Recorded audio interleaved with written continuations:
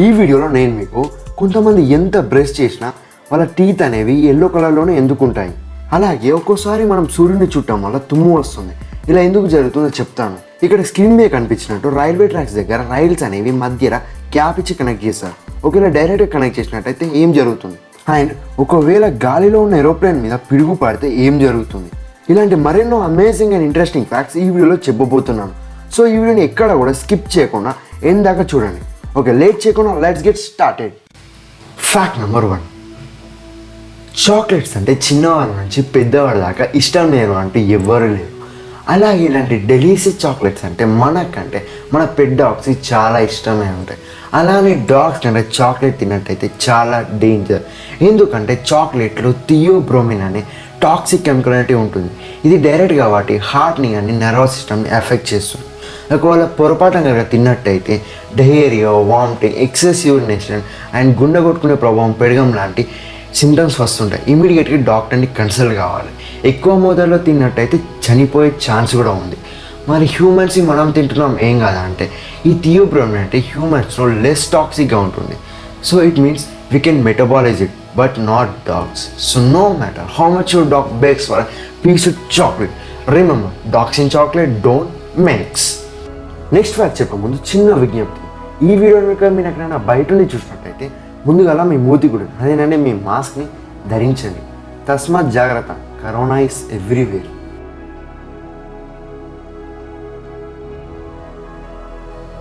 Fact number 2, కెమిస్ట్రీలో మీకు IUPAC period table అంటే ఐడియా ఉండే ఉంటుంది. అయితే ఈ ఐయుపాక్ పీరియడ్ టేబుల్ మొత్తంలో కేవలం మీకు ఒక జే లెటర్ మాత్రం ఎక్కడ కూడా కనిపించదు. అలాగే క్యూ లెటర్ కూడా అఫీషియల్ ఎలిమెంట్ నేమ్స్లో కనిపించదు, కానీ టెంపరీ ఎలిమెంట్ నేమ్స్లో కనిపిస్తుంది, లైక్ అనన్క్వాడియంలో. పాస్ట్లో 1871 మెండెలివ్స్ పీరియడిక్ టేబుల్లో అయోడిన్ ఎలిమెంట్ సింబల్గా జే లెటర్ని యూజ్ చేశారు. కానీ ప్రస్తుతం మోడర్న్ పీరియడిక్ టేబుల్లో మాత్రం జే లెటర్ ఎక్కడ కూడా యూజ్ చేయలేరు. కావాలంటే మీరే ఒకసారి చెక్ చేయండి. ఫ్యాక్ట్ నెంబర్ 3, మీ అందరికీ తెలిసిందే మన మూడ్ని ఎర్త్ మీద ఏ కార్నర్ నుంచి చూసినా సేమ్ సైడ్ మాత్రమే కనిపిస్తుంది కదా. దీనికి రీజన్ చెప్పే ముందు ఇది వినండి. మూన్ దాని ఓన్ యాక్సిస్ మీద 1 ఫుల్ రొటేషన్ కంప్లీట్ చేయడానికి దాదాపు 27 డేస్ పడుతుంది. అలాగే ఎర్త్ చుట్టూ 1 రెవల్యూషన్ కంప్లీట్ చేయడానికి 27.3 డేస్ పడుతుంది. అయితే ఇక్కడ ఈ 2 టైమ్ లైన్స్ అనేవి సేమ్ రేట్లో ఉన్నాయి. సింపుల్గా చెప్పాలంటే time required for 1 full rotation equal to time required for 1 full revolution. అంటే మూన్ దాని చుట్టూ తిరగడానికి తీసుకునే టైం, అలాగే ఎర్త్ చుట్టూ 1 రెవల్యూషన్ కంప్లీట్ చేయడానికి తీసుకునే టైం అనేవి సేమ్ రేట్లో ఉన్నాయి. It means at a time rotation and revolution అనేది జరుగుతుంది. దీనివల్లనే మన మూన్ని ఎర్త్ మీద ఎక్కడి నుంచి చూసినా 1 సైడ్ మాత్రమే కనిపిస్తుంది.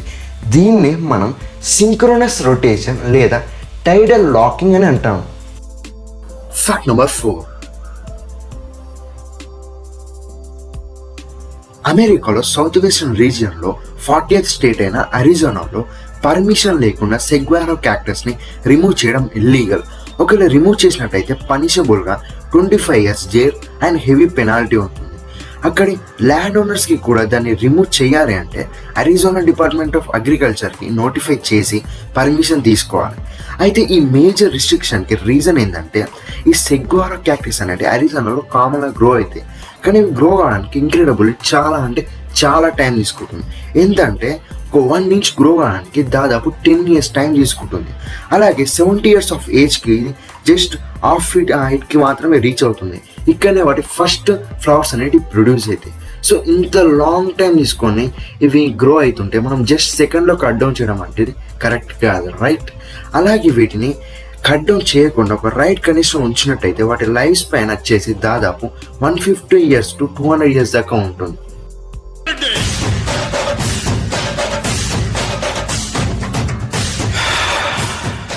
ఒకే కదాని పీకేస్తే పీక కోస్తా.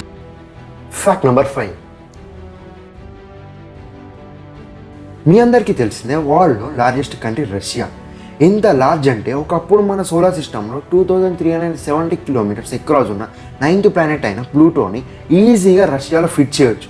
రష్యాలో ఈస్ట్ టు వెస్ట్ లాంగ్ ఏందో తెలుసా, దాదాపు అప్రాక్సిమేట్లీ 10,000 kilometers. అలాగే నార్త్ టు సౌత్ సైడ్ వచ్చేసి 4500 కిలోమీటర్స్. అయినా సరే ఇంత లార్జ్ సర్ఫేస్ ఏరియాలో స్మాల్ కంట్రీ అయినా బంగ్లాదేశ్లో ఉన్నంత పాపులేషన్ కూడా రష్యాలో లేదు. 2021 డాటా ప్రకారం బంగ్లాదేశ్లో అప్రాక్సిమేట్లీ 16.60 crores పాపులేషన్ ఉంది. రష్యా వచ్చేసి అప్రాక్సిమేట్లీ 14.6 crores పాపులేషన్. ఇక మన ఇండియా సంగతికి వస్తే అప్రాక్సిమేట్లీ 130 crores హైయెస్ట్ పాపులేషన్తో సెకండ్ పొజిషన్లో ఉంది. Fact number 6. కొంతమంది ఎంత బ్రష్ చేసినా వాళ్ళ టీత్ అనేవి ఎల్లో కలర్లో ఉంటాయి. దీనికి రీజన్ ఏంటంటే మన టీత్లో 3 మెయిన్ లేయర్స్ ఉంటాయి. ఫస్ట్ లేయర్ వచ్చేసి ఎనామిల్, మీ అందరికి తెలిసిన ఇది వైట్ కలర్ ఉంటుంది అండ్ ఇదే మన బాడీలో hardest material. Second layer dentine, ఇది ఎల్లో కలర్లో ఉంటుంది. అండ్ థర్డ్ వన్ పల్ప్, దీంట్లో బ్లడ్ వెజిల్స్ అండ్ నర్వ్స్ ఉంటాయి. అయితే మనం నార్మల్గా లెమన్ జ్యూస్, ఆరెంజ్ జ్యూస్ లేదా సాఫ్ట్ డ్రింక్స్ తీసుకున్నప్పుడు వాటిలో ఉండే యాసిడ్స్ అనేవి మన teeth outer most protective layer అయిన ఎనామిల్ హార్డ్నెస్ని రెడ్యూస్ చేస్తుంది. అప్పుడు లోపల ఎల్లో కలర్ ఉన్న డెంటిన్ అనేది బయటకు కనిపిస్తుంది. అంటే మన టీత్ మీద ఎల్లో కలర్ కనిపించేది డెంటిన్ మాత్రమే. అలాగే కొంతమందికి న్యాచురల్గానే ఎల్లో కలర్లో ఉంటాయి. దీనికి రీజన్ ఏంటంటే వాళ్ళ ఎనామిల్ అనేది థిన్గా ఉంటుంది. సో లోపల ఎల్లో కలర్ ఉన్న డెంటిన్ అనేది బయటకి ఎక్స్పోజ్ అవుతుంది అనమాట.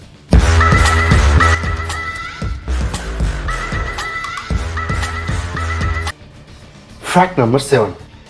ట్యూబ్ లైట్ అంత బ్రైట్ లైట్ని ఎలా ఎమిట్ చేస్తుందో సింపుల్గా చెప్తాను వినండి. అయితే ట్యూబ్ లైట్ని ఫ్లోరోసెంట్ ట్యూబ్ అని అంటారు. ఈ గ్లాస్ ట్యూబ్ మొత్తం అనేది ఫాస్ఫరస్ కోటింగ్ చేసి మెర్క్యూరీ వేపర్ని ఫిలప్ చేసి బోత్ ఎండ్స్ని కాయిల్ టంక్షన్ ఫిలమెంట్స్తో క్లోజ్ చేసి పెడతారు.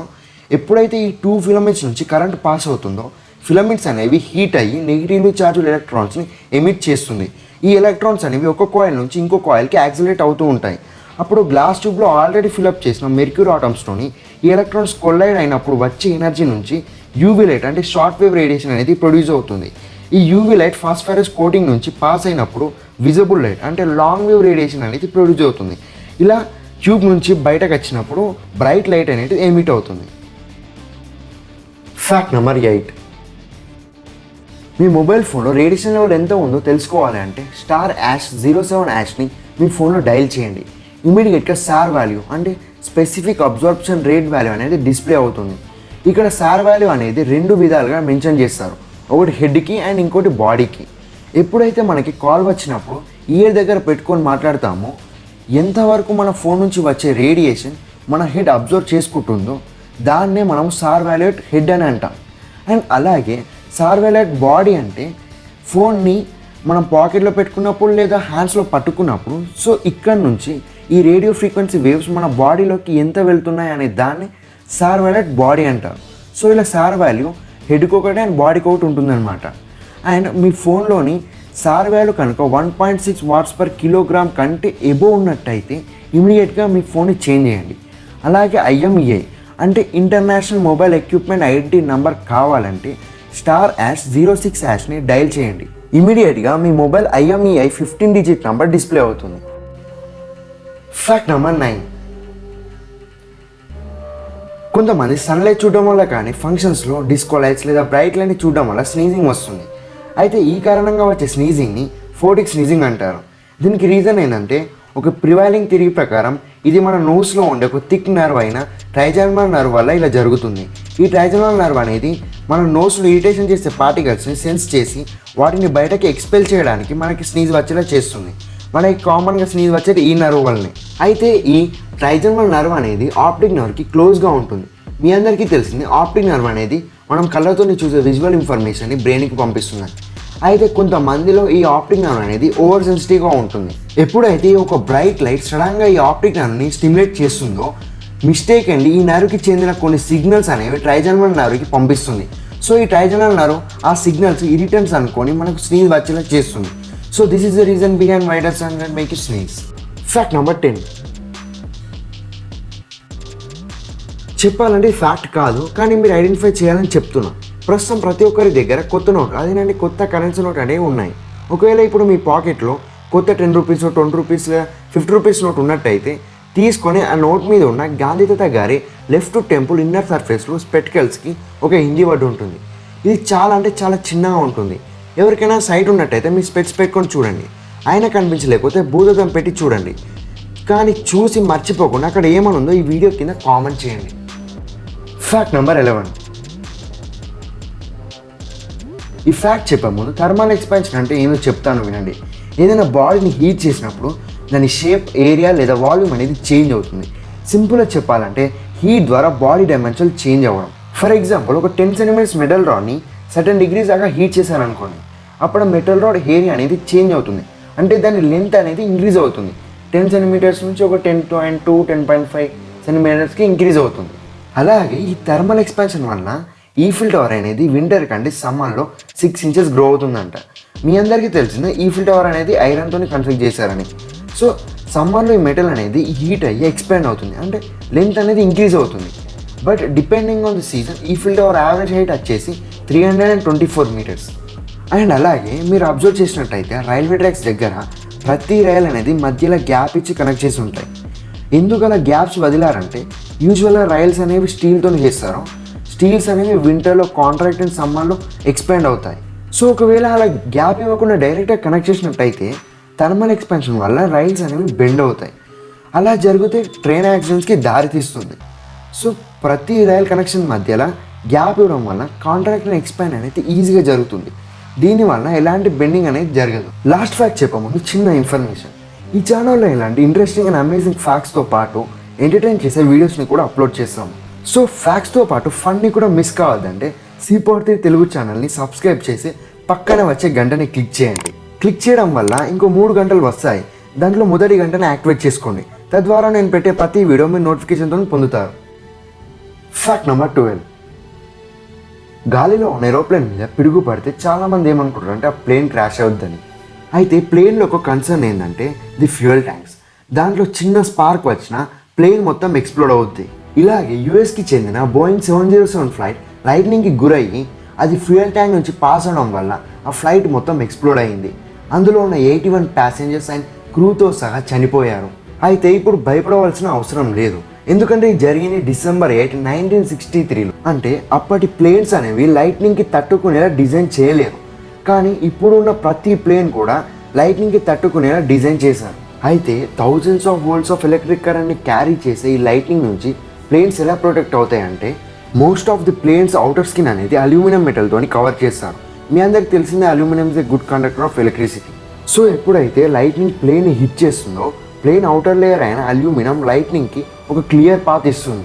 అంటే యూజువల్గా లైట్నింగ్ ప్లేన్ నోస్ నుంచి ఎంటర్ అయ్యి అవుటర్ లేయర్ ఈ లైట్నింగ్ లోపలికి పాస్ కాకుండా అడ్డుకొని లాస్ట్లీ టేల్ నుంచి అట్మాస్ఫియర్లోకి ఎగ్జిట్ అవుతుంది అనమాట. ఇలా కండక్టివ్ అవుటర్ లేయర్ ఏరోప్లేన్ని అండ్ లోపల ఉన్న ప్యాసింజర్స్ని లైట్నింగ్ నుంచి ప్రొటెక్ట్ చేస్తుంది. ఫ్రెండ్స్, ఇంకో విషయం చెప్పొచ్చేది ఏంటంటే ఈ వీడియోని ఇక్కడాక చూసినందుకు మీకు చాలా అంటే చాలా థ్యాంక్స్. అలాగే ఈ వీడియోలోని ఫ్యాక్ట్స్ కనుక నచ్చినట్టయితే ఈ వీడియోకి ఒక లైక్ ఇవ్వండి. మీరు ఇచ్చే ప్రతి లైక్ నాకు ఫుల్ ఎనర్జీని ఇస్తుంది. అలాగే మీకు ఈ వీడియో ఎలా అనిపించిందో కింద కామెంట్ చేయండి. ఇలాంటి మరెన్నో ఫ్యాక్ట్స్ ఇన్స్టాగ్రామ్లో పోస్ట్ చేశాను, ఆ అకౌంట్కి ఫాలో కండి. అలాగే ఫేస్బుక్లో C43 తెలుగు పేజ్ని లైక్ చేయండి. వీడి లింక్స్ డిస్క్రిప్షన్లో ఇచ్చాను, check them out. And finally, power is gained by sharing knowledge, not hoarding it. So share this video with your family and friends. Once again, thank you.